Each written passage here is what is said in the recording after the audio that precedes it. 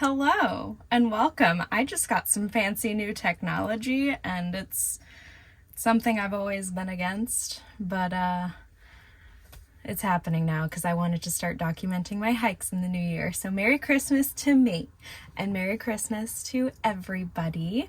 Welcome back to my channel. If you don't know me, my name is Sarah, obviously. I live in a van with my dog. I'm a healthcare traveler.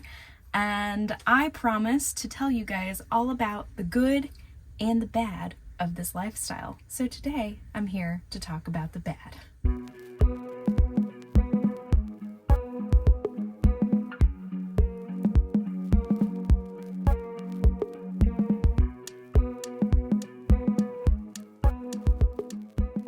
I just finished working a contract in upstate New York by the Adirondack Mountains, and it was absolutely wonderful. I loved that contract way more than I expected. And then I went down to Florida to spend the holidays with family. So that is where I am now. But there was a night on my way I visited family in Connecticut first, and then I drove down to Florida. The first night that I left was basically my van life day from hell. It was one of the worst days I have ever experienced living this lifestyle, and I kind of just wanted to tell you guys about it. I'm so sorry if you can hear the fan in the background, but there's no way I cannot run my fan right now in Florida. It is hot, especially after being in the mountains for the last 3 months. This has been total culture shock for me. But anyways, back to the point of this video. So the night before I was planning to leave Connecticut and head south to Florida, I was staying in my sister's driveway, and my heater decided to act up. It wasn't working, and it was in the 20s outside, so I was not about to sleep in the van in the 20s when I could just go sleep on her couch instead. So that is what I did, but I honestly had the worst night of sleep ever. I had a terrible headache when I woke up, and I only slept for maybe a couple hours. I was able to find a place that could look at my heater and see what was wrong with it, so I decided to head north about 30 minutes, have them check it out, and I ended up spending about 6 or 7 hours there. It was a very long day, and luckily they were able to fix the heater. It just wasn't kicking on at all when it was supposed to, so they replaced one of the fuel lines, and it works great now. Not that I need it down in Florida, but now I have a fully functioning heater for next winter, which is great. So this long day having my heater serviced put me way behind schedule, and I ended up leaving during rush hour traffic, which is so fun. And my very smart self didn't plan my route on the map. I knew I was heading to Pennsylvania first to visit a friend, and I just plugged it in and I went, which is stupid. If you live in an RV, you should plan your route. But I didn't. Rush hour traffic going through Connecticut, a little bit of New York, New Jersey, into Pennsylvania. It was not fun at all. I definitely could have avoided certain congested areas if I had planned ahead. But the worst part of me not planning ahead is I don't have an RV specific navigation system that detours me from low clearance bridges. So my maps took me on a road called the Merritt Parkway. If you're from the Northeast or you've ever driven through Connecticut, you probably know what this is. It has a ton of low clearance bridges that you have to drive underneath, and I wasn't prepared for that in any capacity. So my van's height is 10.6. I know this because when I was in Canada, I went under a really low bridge and I was like, whoa, that was really cutting it close. I should probably write this down and tape it to my windshield, which is what I did. But all of the bridges I was driving under were 14 feet. And then it went down to 13 feet. And then it went down to 12. And then it went down to 11. And then I came up to a sign that said 10.5. My heart was pounding so hard. So I pulled over onto the side of this highway during rush hour, so there's tons of traffic. And I just kind of sat there with my emergency blinkers on, staring at the sign. Like, okay, well, what do I do now? So I Googled the parkway that I was on, and it was like, yeah, low clearance bridges, don't take your RV on there. I'm like, great, okay, good to know. The only exit is behind me, so I can't get off. There's no, like, median. Basically, I looked at the bridge and I evaluated it because the sign said 10-5 right lane. And I was like, okay, so how tall is the left lane? And then I looked at the bridge and I realized it's an arch. So the mark that was probably 10-5 was probably, you know, like somewhere here in the arch. So I waited for traffic to clear, and I basically just drove through the middle where the highest point of the arch was. And I made it out unscathed. And I immediately got off of that parkway as quickly as possible. And I pulled over and I planned the rest of my route. But it was just one of the most stressful things I have ever been through with my van, because I basically just had to say a prayer and go for it. I had no other choice. I couldn't turn around. It was bad. I will never put myself in that situation again. It was definitely a learning experience. I'm definitely gonna download like RV navigation systems. I was trying to avoid it because you have to pay for them, but now I think it's going to be well worth it to not rip my air conditioner off of my roof, because that wouldn't be ideal. So then I'm driving on an actual highway with tons of traffic, right? As soon as I got out of the brunt of traffic, I saw a sign for a Chick-fil-A, and I was like, oh my gosh, I am starving. I haven't eaten all day. That's part of why I'm so stressed. My body's all in like fight or flight mode. So I decide to get off the highway and go get some food, and I pull into the parking lot.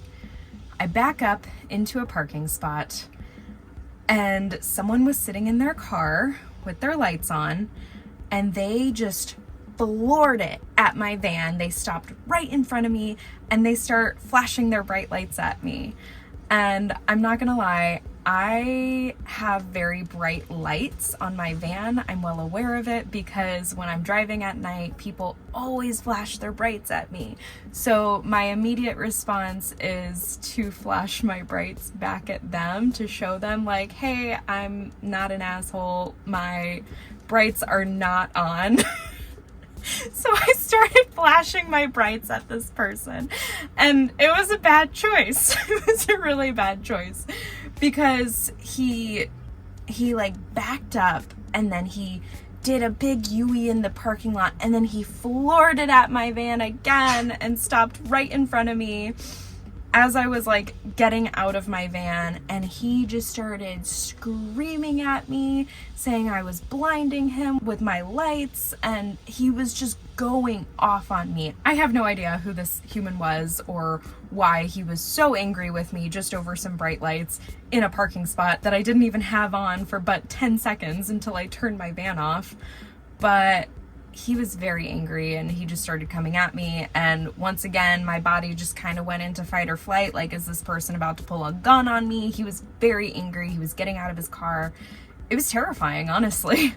And I just kind of looked at him, and I was already just like burnt out. I didn't even give him the time of day. I just turned around and I walked into Chick-fil-A, and the poor workers, when I walked into the door, like as soon as I walked into the door, I just started crying, and they were probably like, what is wrong with this girl? I could not hold myself together. I think I had just already been through like so many emotions that day that someone coming at me like that was just, it was really scary. Like, you don't know what's gonna happen in that situation when you're traveling through an unfamiliar city with unfamiliar people.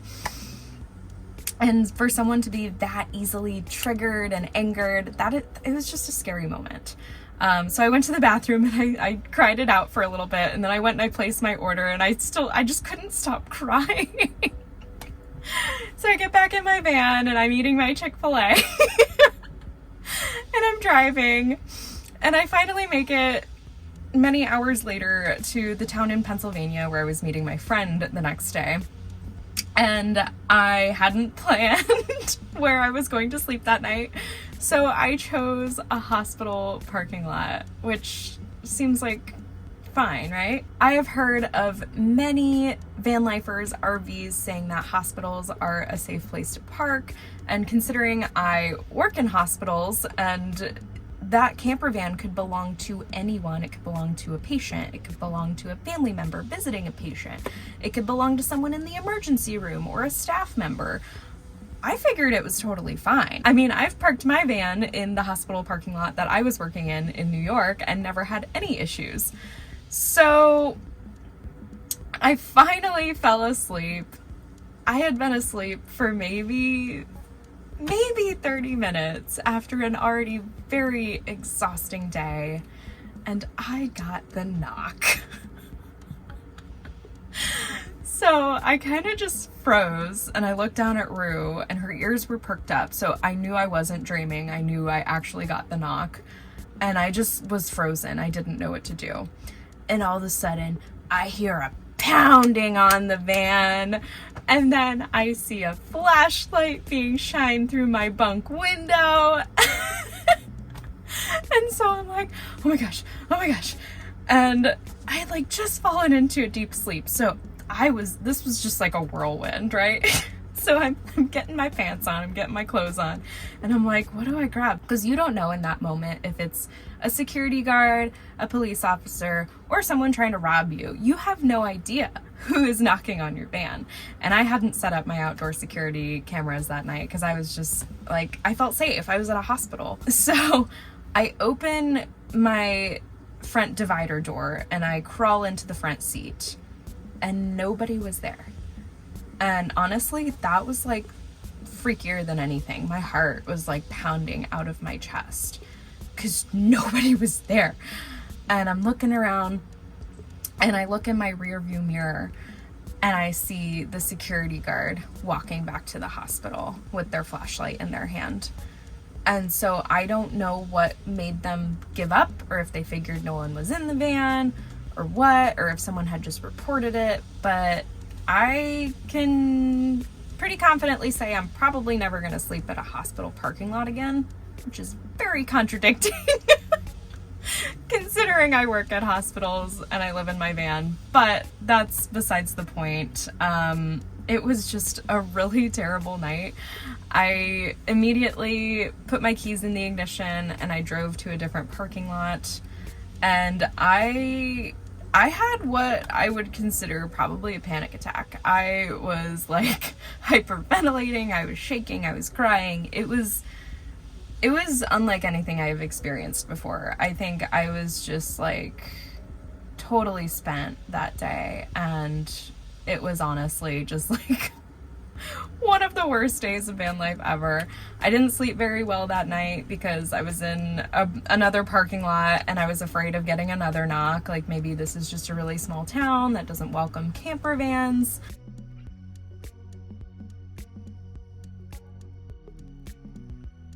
I haven't found too many van-friendly places in the east, so I am really looking forward to getting back out west with the van. But yeah, that pretty much sums up my worst day of van life so far. I've been living in my van for like 7 months, and that's the first time I got the knock. That's the second time I've experienced the low clearance bridges, so I should probably learn my lesson about that.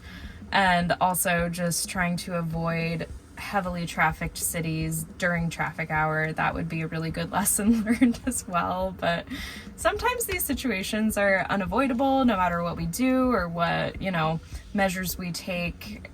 Stuff's gonna happen. Like, this life is not all rainbow and sunshine and butterflies. It's not. But I think it's worth it. I think this is just like the reality that I want to share with you guys, because this stuff happens and it's just part of the package. So thank you guys for coming to my TED Talk. Sorry for talking so fast. It is Christmas Eve today and I'm getting ready for some family to come over, not to the van, to my actual house where I am right now.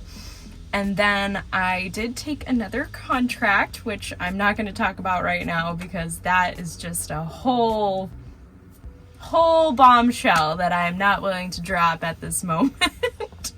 So I will see you guys in the next video, and I'll probably be in my new location when I film it. So I can't wait to share the news with you guys. Stay tuned. Don't forget to like this video if you enjoyed it, and subscribe to my channel if you want to see more van and travel content, and I will see you guys next time.